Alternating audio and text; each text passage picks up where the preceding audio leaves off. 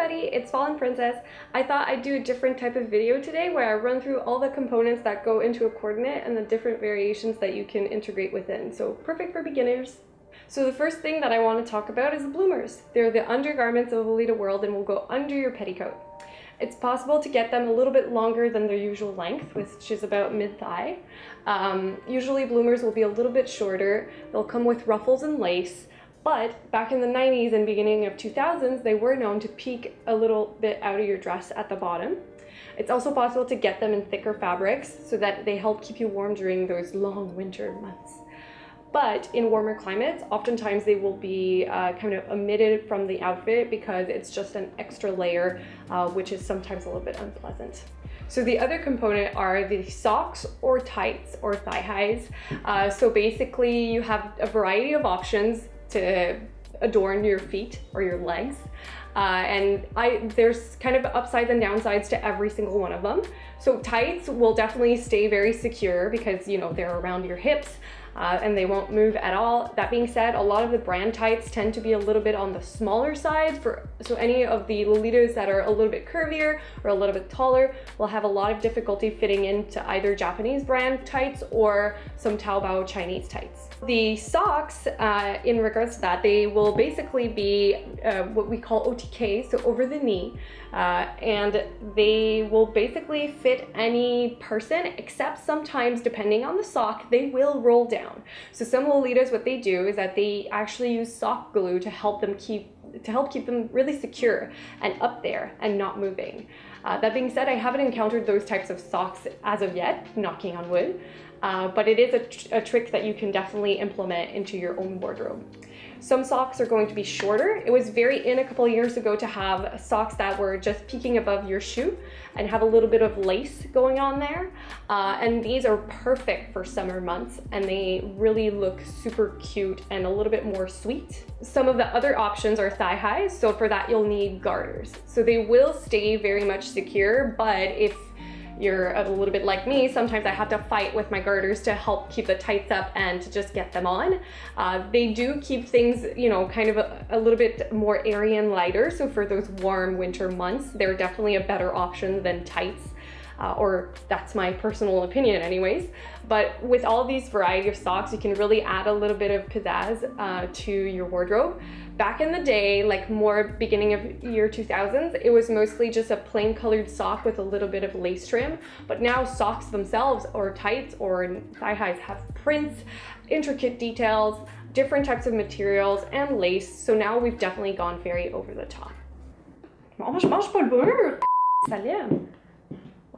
The other component that I want to talk about are the shoes. They can either be flats, wedges, sandals, platforms, it doesn't really matter. The only thing is that they have to be very cute or very historical feeling or be very gothic. What's really cool about sandals is that they're perfect for the summer months, and then you can wear no tights or in no socks or very little tights so that you don't look weird with socks and sandals. Heeled shoes are perfect to even wear at the office or if you don't wear a Lolita 100% of the times, which is very practical. The platform shoes were especially in fashion for every style when Lolita was just a budgeting fashion style. Nowadays it's mostly gothic Lolitas that wear those platform shoes. But generally speaking, there's so much variety nowadays, so many different sizes that it makes things really easy. And what's really cool is that I find that Japanese shoe sizes are a lot more logical than Northern American. So instead of being an 8, which is not, you know, like I'm an 8, but I don't always fit into an 8. Sometimes I'm more of a 7.5, sometimes I'm more of an 8.5. But in Japan, you just measure your foot from one end to the other, and that is your measurement in centimeters, and that's your shoe size. And that's basically all you need to know, which I personally find makes a lot more sense than North American standards. So the next component is the petticoat. It's everything, basically. Some people are like, do Lolitas really need the petticoat? And to that I say an emphatic yes. Without the petticoat, without that poof, Lolita is not really distinguishable between, you know, different types of street styles, and the frontiers between different styles becomes a little blurry. For example, between Gothic and Gothic Lolita, it just becomes a little bit more, you know, confusing. So yes, petticoats are definitely required. There's two different types of petticoats in regards to shape that you can get. either a cupcake shape, so that's a little bit more like this.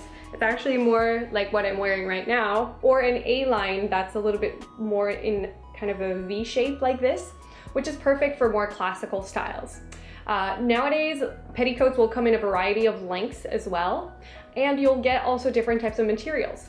For longevity of the petticoat, I do recommend organza as a fabric because tulle A is scratchy and your thighs are going to look like processed meat. You don't want to do that to yourself. It's way too uncomfortable and it tends to lose its shape over time, whereas organza will keep everything right where it's supposed to be. And this petticoat is almost 10 years old now, and I still use it to this day, and it's still very easy to wear without any issues. So the next component that I want to talk about is the blouse. You'll need a blouse if you're wearing a skirt or a jumper skirt, JSK, but not if you're wearing a one piece, so a sleeve dress. Lolita blouses are usually distinguished by their ruffles, tiers, and lace. You usually won't see the pointed type of collar going on with Lolita. That's more of an office type of blouse. There's also cutsos, so that's like a kind of a cotton jersey type of top. They're more casual, easier to integrate with everyday life, and tend to be a little bit less ornamental than Lolita blouses per se, but it's a worthy alternative and really good for any of the summer months. So the next thing that I want to talk about are the skirts. Just as we've discussed previously, if you're wearing a blouse or a cutso, skirts are definitely an option. One thing to keep in mind is that skirts tend to be a lot smaller in regards to measurements than JSKs or one piece, so dresses tend to be a little bit more looser, whereas with brand skirts, you will often find measurements of around 24 to 26 inches for your waist, which tends to be quite tiny. The one that I'm wearing today is by Juliette et Justine. It's a really old skirt. And what's really cool about skirts is that they can be very much kind of a piece that you transform a lot, because the top that you wear will really alter the feel of the look, whereas dresses, you kind of have like that set look. You can alter things a little bit, but it won't be like that big of a difference. Whereas skirt, you can play around with it a lot more. It tends to be a little bit more casual looking, so for work it's very appropriate usually if you want to wear Lolita to the office. Skirts can be kind of just the classical dome shape to allow a petticoat to be under it, or they can be a little bit more asymmetrical or have ruffles and tiers and like corset, like those types of straps that you can pull on so that the fabric ruffles a little bit. You can have a bunch of different cool things that can really transform a look. I personally very much like skirts, but yeah, the measurements are the big pet peeve that I have, generally speaking. So belts can be something that's very fun to wear with skirts or dresses. It really adds something to the look and breaks apart the different bits and pieces of your outfit. The one that I'm wearing right now is actually a headband that I just, tie around my waist. But there's actual belts that you can buy off Taobao, eBay, a bunch of different stores have them, a lot of vintage stores have them as well, and it really adds a little oomph to your outfit. I personally very much like to use belts to accessorize different types of outfits, so I would definitely recommend adding these to your repertoire if that's not already done. So another option apart from the skirt is the jumper skirt, or JSK. It's actually a dress that just has straps, and sometimes there's no straps and it's just like a bust that's held up by a corset lacing. What's really fun about JSKs is that, just like skirts, they can be transformed a little bit more using, blouses and cardigans, shrugs, boleros, whatever the case may be. So it makes them a lot more mutable with different, accessories, different additions that you're layering up on top. One other thing that's really cool about JSKs is that the sizing tends to be a lot more accommodating.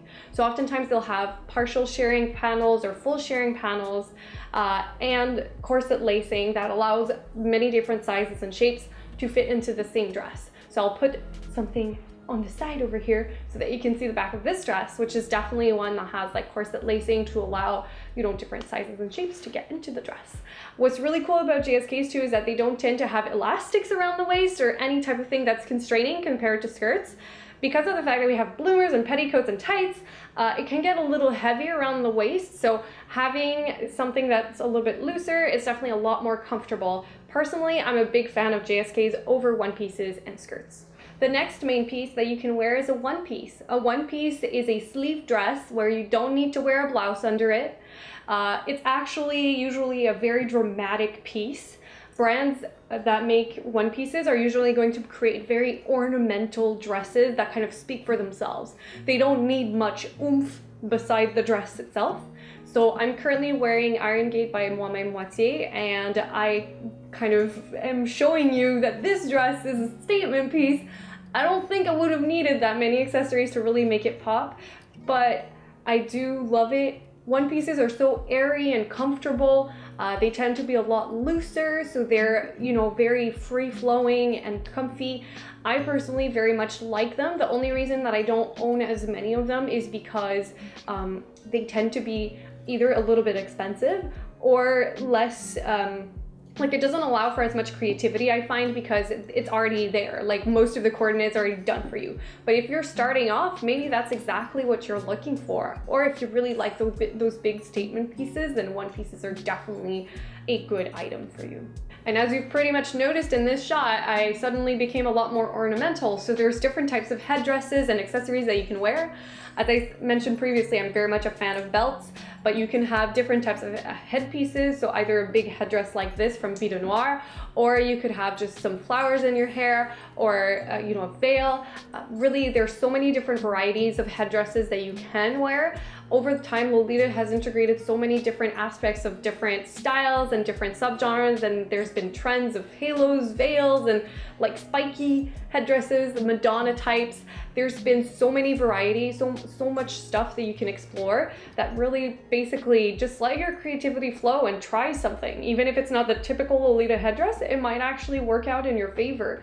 The headdresses are essential as well, because the bottom part of our coordinates, because of the petticoats, is so big that you need something to counterbalance that. So usually that's big hair and a big headdress to kind of balance out the look.